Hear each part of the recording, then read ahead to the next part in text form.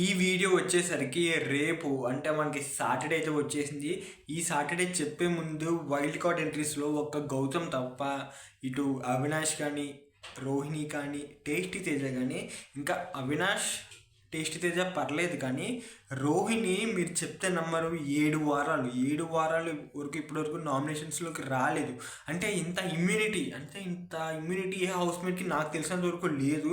అంటే వీళ్ళు ఏమంటున్నారంటే వాళ్ళు నామినేట్ చేయింది మేమేం చేస్తాము, అంతే కదా. ఇప్పుడు నన్ను ఎవరు నామినేట్ చేయలేదు, నేను వెళ్ళి నన్ను నామినేట్ చేయండి అని అడగలేను.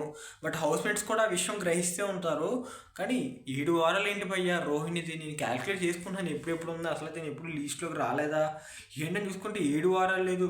అవినాష్ కూడా అంతే. అవినాష్ మొన్న వెళ్ళిపోయిన అతను ఇప్పుడు మెగా చీఫ్ అయ్యాడు, 1 వీక్ ఇమ్యూనిటీ వచ్చింది, ఆల్మోస్ట్ 5 వీక్స్ వరకు తన సేఫ్లో అసలు నామినేషన్స్లోకి రాలేదు. టేస్టీ తేజ ఓకే 3 వీక్స్ అయినా అంత ఇమ్యూనిటీ చాలా అంటే చాలా రేర్. అలాంటిది వీళ్ళ ముగ్గురికి వచ్చింది. మీరేమనుకుంటున్నారు కింద కామెంట్ చేయండి. నాకు తెలిసి వైల్డ్ కార్డ్ ఎంట్రీస్లో గౌతమ్ ఒకటే జెన్యున్గా ఏదన్నా ఎక్స్ప్రెస్ చేస్తాడు, గ్రూపిజం ఉండదు, చాలా ఇండివిజువల్గా ఆడతాడు. అందుకే తను టాప్ 2లో ఉన్నాడు, టాప్ 1కి వెళ్ళడానికి కూడా సిద్ధంగా ఉన్నాడు. చూద్దాం మరి ఏమవుతుందో.